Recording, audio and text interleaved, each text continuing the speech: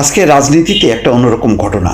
সোহেল তাজ, মরহুম প্রয়াত নেতা, স্বাধীন বাংলাদেশের অস্থায়ী প্রধানমন্ত্রী তাজউদ্দিন আহমেদের পুত্র সোহেল তাজ আজকে প্রধান উপদেষ্টা ডক্টর মোহাম্মদ ইউনূসের সঙ্গে দেখা করেছেন এবং তাজউদ্দিন আহমেদের জন্ম শতবার্ষিকীর অনুষ্ঠানে তাকে আমন্ত্রণ জানিয়েছে। তিনি এবং তার বোন যে দেখা করেছেন, তাদের একটা ছবিও দেখা যাচ্ছে, ফটো সেশন করেছেন এবং এই দাওয়াত দেওয়াটা খুব গুরুত্বপূর্ণ। তাজউদ্দিন আহমেদকে আওয়ামী লীগের এখন বলতে গেলে কেউ আর ওন করেন না বা স্মরণও করেন না।